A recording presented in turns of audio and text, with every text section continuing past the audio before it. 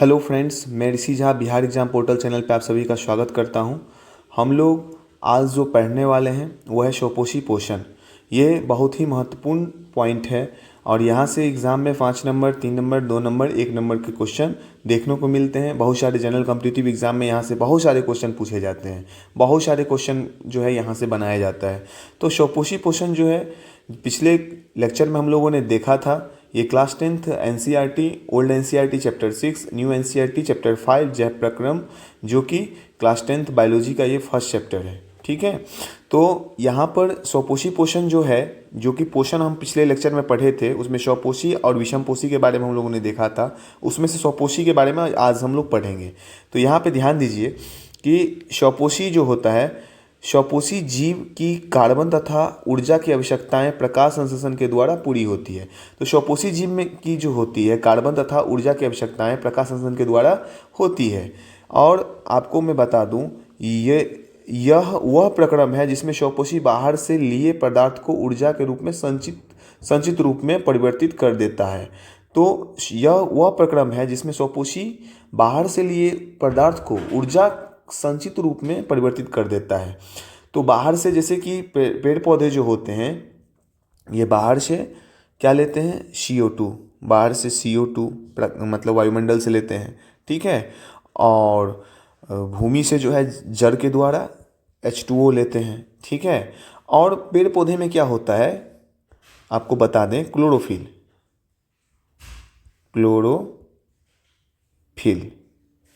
ये क्लोरोफिल पेड़ पौधे के पत्तियों में पाया जाता है। पेड़ पत्तियों में जो है ये क्या पाया जाता है? क्लोरोफिल पाया जाता है। ये क्लोरोफिल क्या करते हैं? सूर्य के प्रकाश, दिन में जो सूर्य का प्रकाश होता है, इसमें क्या करता है कि इसमें जो है सूर्य के प्रकाश में 7 रंग होते हैं। सूर्य के प्रकाश का सबका अपना अपना तरंग दैर्घ्य होता है। इसमें लाल और जो बैगनी कलर है, पहले सबसे ज़्यादा लाल प्रकाश को के तरंग दैर्घ्य को, और उसके बाद बैगनी प्रकाश के तरंग दैर्घ्य को, फिर नीला प्रकाश के तरंग दैर्घ्य को। ये जो 3 कलर हैं, इसमें सबसे ज़्यादा लाल का अवशोषण करता है, उसके बाद बैगनी, उसके बाद नीला।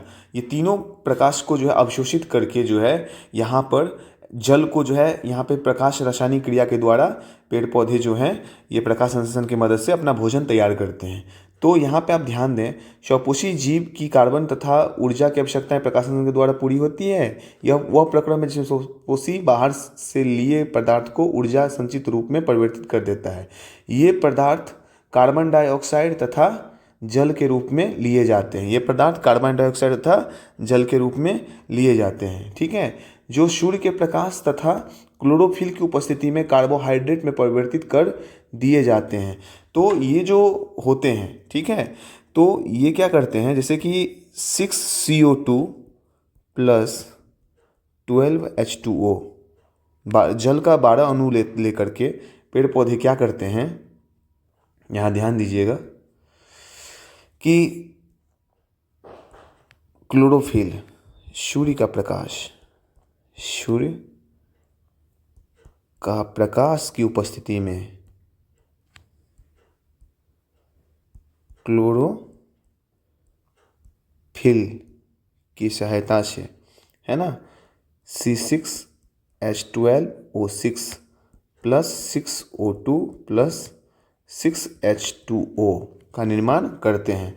ये पेड़ पौधे जो है 6CO2 जो वायुमंडल से जो है CO2 कार्बन डाइऑक्साइड और जल के अणु को लेके सूर्य प्रकाश के द्वारा, इसमें जो लाल, नीला और बैगनी, इसमें लाल, बैगनी और उसके बाद नीला प्रकाश के तरंग दैर्घ्य को क्लोरोफिल क्या करता है? अवशोषित करके, और इसको जो है प्रकाश रासायनिक प्रक्रिया द्वारा क्या कर देता है? इसको ग्लूकोज में चेंज कर देता है, कार्बोहाइड्रेट में चेंज कर देता है। तो ये दोनों जो ये प्रायः क्या हैं, ये प्रायः जो ये जितने देख रहे हैं, जैसे CO2 ये कार्बनिक पदार्थ है, ये कार्बनिक पदार्थ है, और ये कार्बनिक पदार्थ को 6CO2 प्लस 12H2O, ये जो देख रहे हैं CO2 और H2O, ये कार्बनिक पदार्थ हैं। इसको मतलब अकार्बनिक पदार्थ हैं, इसको कार्बनिक पदार्थ में चेंज कर देता है। जिसमें कार्बनिक पदार्थ ऐसे यौगिक होते हैं जिसमें कार्बन भी होगा और हाइड्रोजन भी होगा, जैसे मीथेन, इसमें कार्बन भी है, हाइड्रोजन भी है, कार्बनिक पदार्थ है। लेकिन अकार्बनिक पदार्थ ऐसे पदार्थ को कहेंगे जिसमें कार्बन होगा लेकिन हाइड्रोजन एब्सेंट होगा। तो CO2 में कार्बन है, हाइड्रोजन एब्सेंट है। इसी तरह जल, H2O, ये भी कार्बनिक और कार्बनिक पदार्थ है। लेकिन ये क्या करता है, CO2 को कार्बन मान के चलिए, यहाँ पे CO2 आप जो देख रहे हैं इसको कार्बनिक पदार्थ में बदल दिया जाता है। ठीक है, तो यहाँ पे आप ये बात आप जान लें कि अकार्बनिक पदार्थ से कार्बनिक पदार्थ में पेड़ पौधे प्रकाश संश्लेषण की मदद से जो है अपना भोजन जो तैयार करते हैं, वो अकार्बनिक पदार्थ को बाहरी वायुमंडल से लेके, है कि नहीं, भूमि बाहरी वायुमंडल से लेके कार्बनिक पदार्थ में इसको बदल देते हैं, कार्बोहाइड्रेट में परिवर्तित कर देते हैं। ठीक है, कार्बनिक पदार्थ में इसको परिवर्तित कर देते हैं, जो सूर्य के प्रकाश तथा क्लोरोफिल की उपस्थिति में कार्बोहाइड्रेट में परिवर्तित कर दिए जाते हैं। कार्बोहाइड्रेट पौधे को ऊर्जा प्रदान करने में प्रयुक्त होता है। और कार्बोहाइड्रेट क्या होता है, पौधे को ऊर्जा प्राप्त करने में प्रयुक्त होता है। अगले अनुभाग में हम अध्ययन करेंगे कि यह कैसे होता है। जो कार्बोहाइड्रेट तुरंत प्रयुक्त नहीं होता उन्हें मंड के रूप में संचित कर लिया जाता है। तो यहाँ पे ये क्वेश्चन जो है एग्जाम में पूछ दिए जाते हैं। पेड़ पौधे जो कार्बोहाइड्रेट मान के चलिए उपयोग में नहीं लिया जाता है, उसे किसके रूप में संचित कर लेता है पेड़ पौधे, तो मंड के रूप में पेड़ पौधे क्या करते हैं, संचित कर लेते हैं। ठीक है, जो कार्बोहाइड्रेट तुरंत प्रयोग नहीं होता है उन्हें पेड़ पौधे मंड के रूप में संचित कर लेते हैं। ये लाइन जो है बहुत ही इंपॉर्टेंट है, यहाँ से एग्जाम में क्वेश्चन बनने की संभावना है। जो कार्बोहाइड्रेट तुरंत प्रयोग नहीं होता है उन्हें मंड के रूप में संचित कर लिया जाता है। ठीक है, कार्बोहाइड्रेट जो पेड़ पौधे प्रकाश संश्लेषण के दौरान, है कि नहीं, प्रकाश संश्लेषण के दौरान जो कार्बोहाइड्रेट बनते हैं उसे पेड़ पौधे जो एक्स्ट्रा बन जाता है उसे किसके रूप में संचित कर लेते हैं, मंड के रूप में संचित कर लेते हैं। और आपको बता दें यह रक्षित आंतरिक ऊर्जा की तरह कार्य करेगा तथा पौधे द्वारा आवश्यकता अनुसार प्रयुक्त कर लिया जाता है। ठीक है, कुछ इसी तरह की स्थिति हमारे अंदर भी होती है। हमारे द्वारा खाए गए भोजन से व्युत्पन्न ऊर्जा को कुछ भाग हमारे शरीर में क्या कर लिया जाता है, तो यहाँ पे ये लाइन आप याद रखेंगे, हमारे शरीर में ग्लाइकोजेन के रूप में संचित कर लिया जाता है। हमारे शरीर में किसके रूप में संचित कर लिया जाता है, ग्लाइकोजेन के रूप में। पेड़ पौधे में किसके रूप में संचित कर लिया जाता है, तो मंड के रूप में संचित कर लिया जाता है। ठीक है, तो पेड़ पौधे जो बाहरी वातावरण से CO2 H2O लेते हैं, है ना, उसको कार्बोहाइड्रेट में चेंज कर देते हैं। जो कार्बोहाइड्रेट तुरंत प्रयोग नहीं होता है उसे पेड़ पौधे मंड के रूप में संचित करके रख लेते हैं। और हमारे शरीर में इसी प्रकार हमारे शरीर में ग्लाइकोजेन के रूप में जो एक्स्ट्रा एनर्जी ग्लूकोज का मान के चलिए निर्माण होता है ना, ऊर्जा का निर्माण होता है, उसे ग्लाइकोजेन के रूप में प्रयुक्त कर लिया जाता है। ठीक है, मतलब संचित कर लिया जाता है। तो यहाँ पे आप ध्यान दें, ये जो आप प्रकाश संश्लेषण का समीकरण आप देख रहे हैं बहुत ही महत्वपूर्ण है। ये कभी कभी एग्जाम में डायरेक्ट इसका जो ये पूछ लिया जाता है। ठीक है, ये डायरेक्ट जो है एग्जाम में पूछ लिया जाता है, तो इसको आप सही ढंग से याद कर लेंगे। ठीक है, तो यहाँ पे देखिए जल का जो कार्बन डाइऑक्साइड 6 CO2 12 H2O जो है अणु जो है जल का लिया जाता है। क्लोरोफिल की उपस्थिति में सूर्य के प्रकाश जो है जिसमें जो है लाल, बैगनी, नीला, ये जो 3 कलर है इसका तरंग दैर्ध्य को अवशोषित कर ग्लूकोज के रूप में चेंज कर दिया जाता है 6 CO2।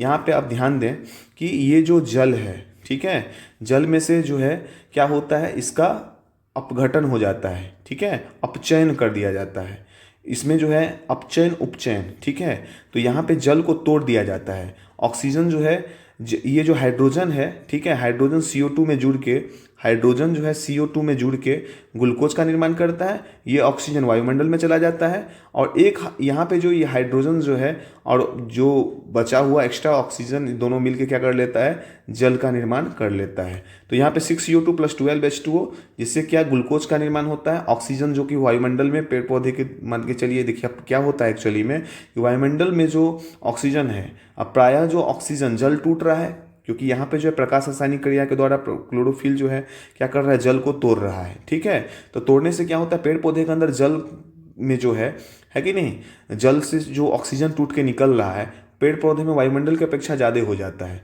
ठीक है, तो यहाँ पे क्या होता है, यहाँ पे जो है उच्च सांद्रता से निम्न सांद्रता के कारण जो है यहाँ पे पेड़ पौधे के अंदर विशरण क्रिया हो जाती है। ठीक है, तो उच्च सांद्रता जो है पेड़ पौधे के अंदर हो जाता है ऑक्सीजन का, वायुमंडल में क्या हो जाता है, सांद्रता इसका कम जाता है, तो विशरण के माध्यम से ये बाहर निकल जाते हैं। ठीक है, तो उच्च सांद्रता पेड़ पौधे के अंदर है, वायुमंडल की अपेक्षाकृत पेड़ पौधे में ऑक्सीजन ज़्यादा मिल गए तो बाहर निकल गया।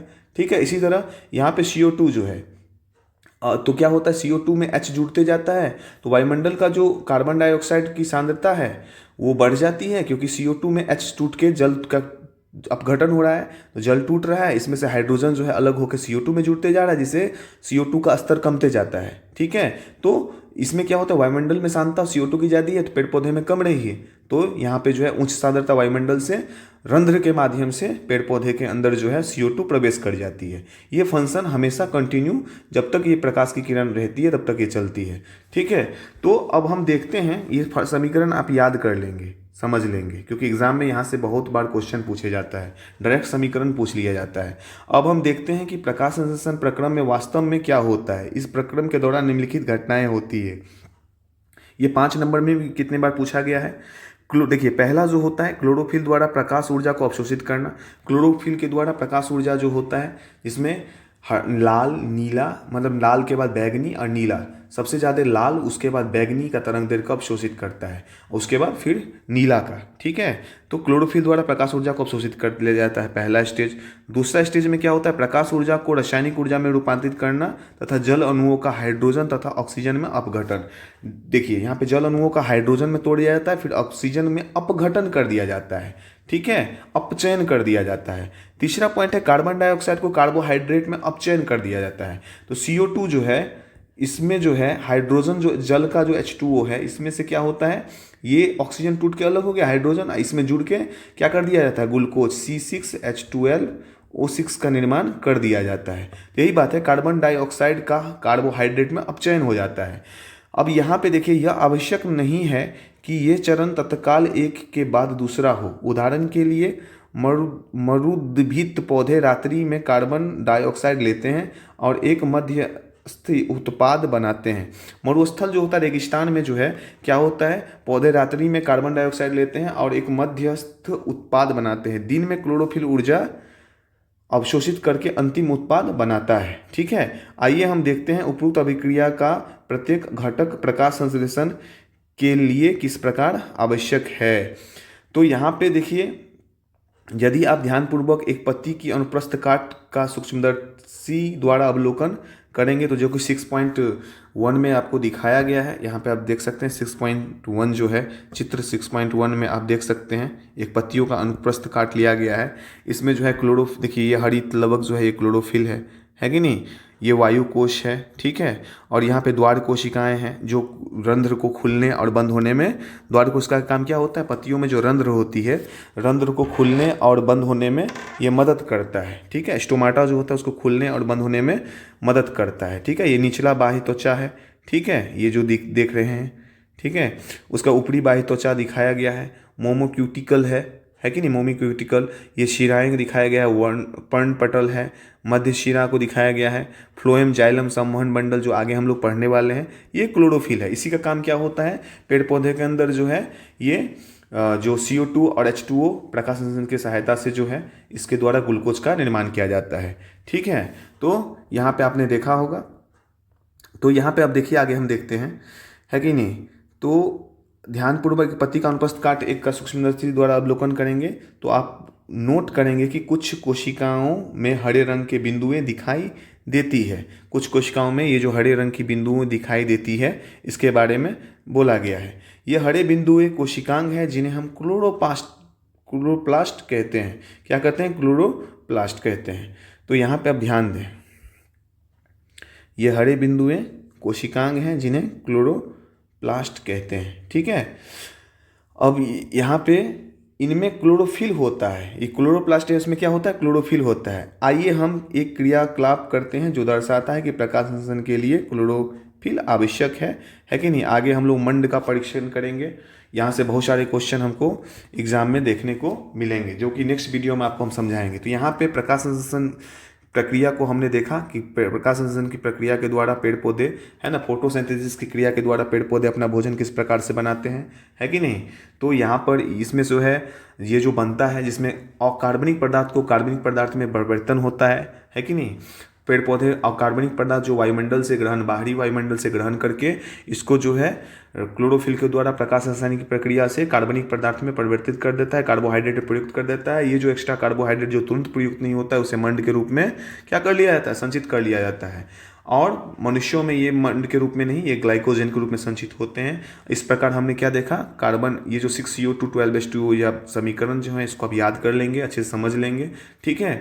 ये आप याद ही कर लीजिए, एग्जाम में डायरेक्ट पूछे जाते हैं कि प्रकाश संश्लेषण द्वारा जो ग्लूकोज का निर्माण होता है उसके समीकरण के द्वारा आपको दर्शाने के लिए बोला जाएगा, ठीक है। अब यहाँ पे ये 3 चरण है, ये आपको पता होना चाहिए। क्लोरोफिल द्वारा, पहला चरण में क्लोरोफिल द्वारा प्रकाश ऊर्जा को अवशोषित करना, दूसरे में प्रकाश ऊर्जा को रासायनिक ऊर्जा में रूपांतरित करना तथा जल अणुओं का हाइड्रोजन तथा ऑक्सीजन में अपघटन। तो क्या होता है, प्रकाश ऊर्जा को रासायनिक ऊर्जा में रूपांतरण होता है, जल अणुओं का हाइड्रोजन तथा ऑक्सीजन में अपघटन होता है, ठीक है। प्रकाश संश्लेषण के दौरान जो पेड़ पौधे के अंदर जो रासायनिक ऊर्जा में प्रकाश ऊर्जा को रासायनिक ऊर्जा में रूपांतरित होता है, तो जल अणुओं का किस में अपघटन होता है, हाइड्रोजन और ऑक्सीजन में अपघटन होता है।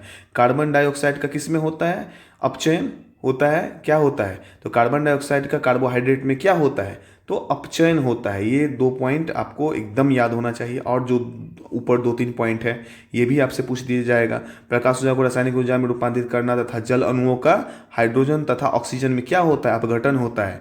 कार्बन डाइऑक्साइड का कार्बोहाइड्रेट में क्या होता है, अपचयन होता है, ठीक है। यहाँ से क्वेश्चन पूछ दिए जाते हैं एग्जाम में, तो आपको पता होना चाहिए।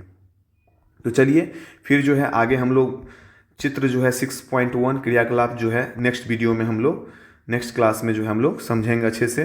फिर यहाँ पे रंध्र के बारे में, खुला बंद रंध्र, जो इस फिगर के बारे में हम लोग नेक्स्ट क्लास में पढ़ेंगे, नेक्स्ट लेक्चर में हम लोग देखेंगे। तो शायद आप इसको अच्छे तरीक़ा से समझ पाए होंगे। अगर आपने समझ लिया है, अगर आपको समझ में आया है तो बिहार एग्जाम पोर्टल चैनल को जरूर सब्सक्राइब करें, लाइक करें, कॉमेंट्स करें।